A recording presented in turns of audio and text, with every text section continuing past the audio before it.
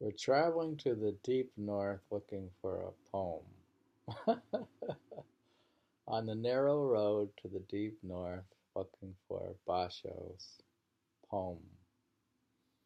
Actually, It's not Basho's poem. it's not Basho's. Oh, you think it's an ancient guy's?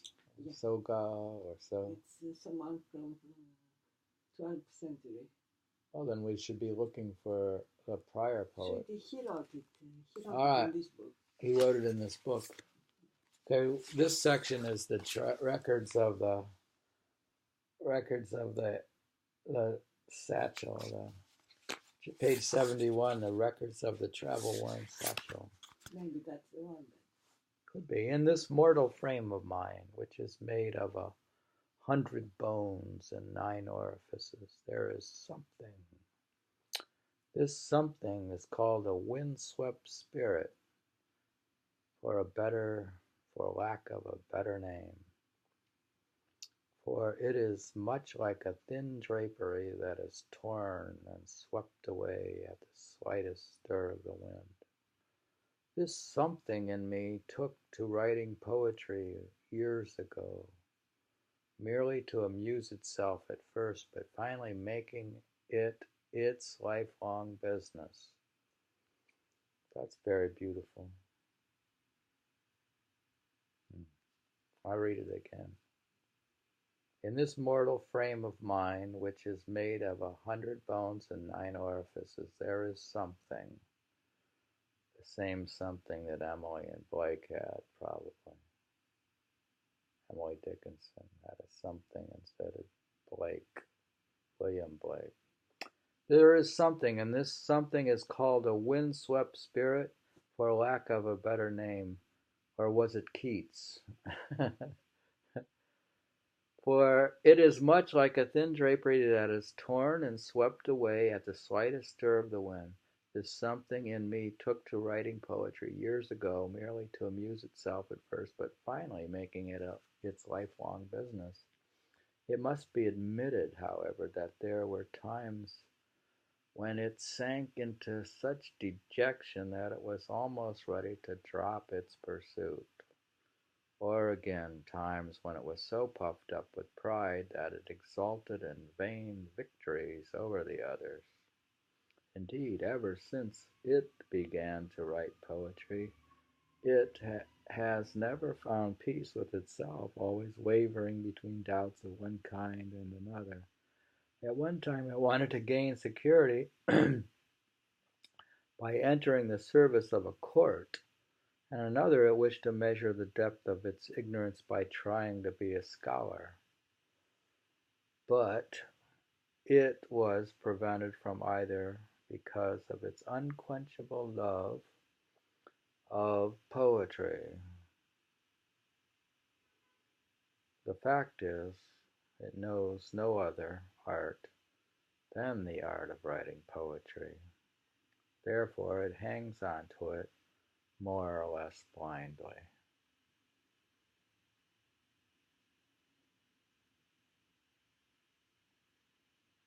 Do you hang on to your art like I hang on to my music? Or are you just hanging on to it? Yes. Just because you love the beauty, or Yes. unquenchable love of poetry? Well, here we have Seigyo. He mentions Seigyo in traditional poetry. Seigyo? Well, we're looking for Seigyo in traditional poetry. So Gi in linked verse, Sesshu in painting, and Rikyo in tea ceremony. How come we don't look at those four? In painting even. And indeed all who have achieved real excellence in any art, he's saying these have achieved excellence, possess one thing in common, that is, a mind to obey nature and to be one with nature. So their mind is in accordance with the Tao, the Tao. with nature throughout the 4 seasons of the year. I think it's the love of nature. That's what They're in makes touch them with the alive. natural way. They're in love. Whatever such a mind sees is a flower. This is a very beautiful chapter. And whatever. And whatever such a mind dreams of is the moon. Now he's saying whatever you see is the flower and what you dream of is the moon. Funny, it is only a barbarous mind that sees other than the flower, merely an animal mind that dreams of other than the moon. The beauty of this earth is the flower, and the beauty of the sky is the moon. So he's narrowed it down to just flowers and the moon. The moon reveals the glorious sky. All right, so now we'll just look at flowers and just dream of the moon. Flower in Japan, at least. Why Japan, though? The first lesson for the artist is, therefore, to learn how to overcome such barbarianism and animality, to follow nature, to be one with nature.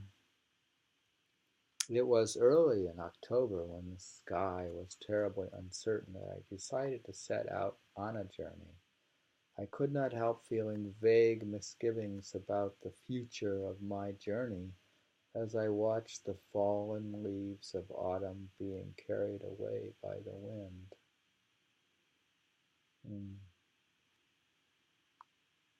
Yeah, that's a weird sound, that the leaves being blown by the wind. I've heard that sound.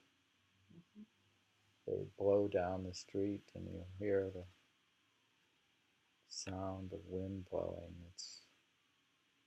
The sound of leaves blowing down. I guess you hear it more on the street. Poem. Here's the poem about this wind and the leaves. Poem. From this day forth, I shall be called a wanderer, leaving on a journey. Thus among the early showers, you will again sleep night after night, nestled among the flowers of Sasanquio. The second of these poems was written to encourage me by Kyotaro, a native of Iwakui, when he held a farewell party for me at his house of Kikaku. Poem. It is winter now, but when the spring comes, your bundle shall contain cherry blossoms of the Yoshino. This poem was an extremely courteous gift of Lord Rosen.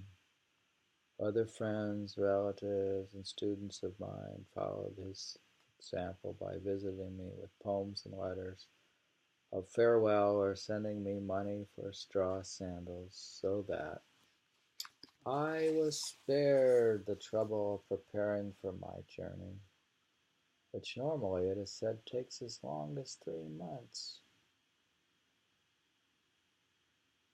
Why does it take him so long? I think he researches his journey.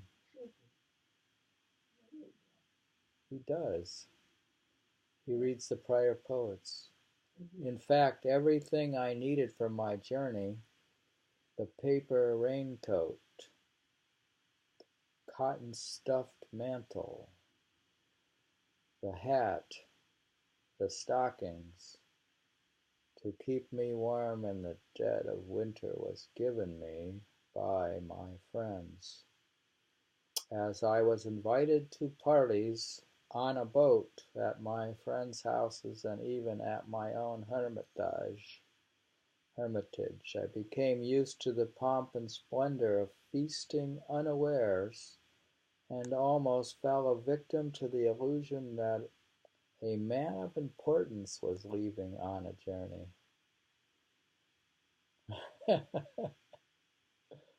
Who is that man?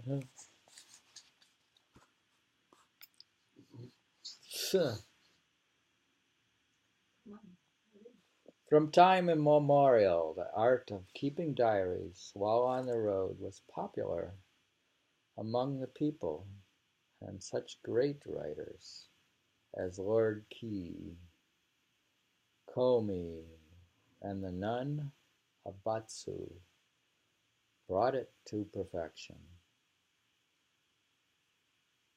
Maybe those are good diaries, huh? We found some more things to read. Later works are by and large little more than imitations of these great masters, and my pen, being weak in wisdom and unfavored by divine gift, strives to equal them, but in vain.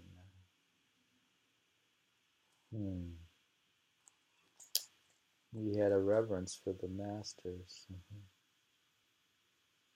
It is easy enough to say, for example, that such and such a day was rainy in the morning, but fine in the afternoon, that there was a pine tree at such and such a place, or that the name of the river at a certain place was such and such. For these things are what everybody says in their diaries, although in fact they are not even worth mentioning unless they are fresh and arresting elements in them. The reader will find in my diary a random collection of what I have seen on the road, views somehow remaining in my heart, an isolated house in the mountains, or a lonely inn surrounded by the moor, for example. I jotted down these records with the hope that they might provoke pleasant conversation among my readers, and that they might be of some use to those who travel the same way. Nevertheless, I must admit that my records are little more than the babble of the intoxicated and the rambling talk of the dreaming, and therefore my readers are kindly requested to take them as such. I stopped overnight at Narumi. Poem. The voices of plovers invite me to stare into the darkness of the starlit promontory.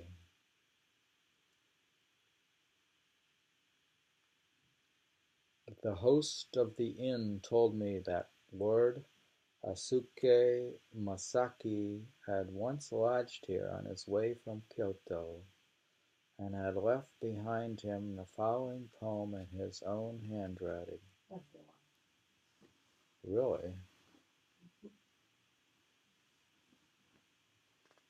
That's not Seikyo. This one says, as I stand alone on the beach of Narumi, I feel the expanse of the sea that severs me so from the ancient capital. What are you saying? That's the poem? No. It's the pine. The poem is about pine tree. Here's another. She actually visits the pine tree to see the pine tree because the poet wrote about it. Oh, this is the one he's going to see the pine? I myself wrote, only half the way I came to the ancient capital, and above my head, clouds heavy with snow. Well, so you're saying it's in this continued story? So it's in the next session. Could be. We're reading from the Records of a Travel-worn Satchell. We're ending on page 74 of Basho's The Narrow Road to the Deep North.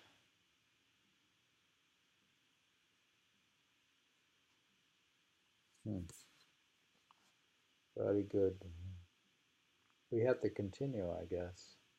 Mm-hmm.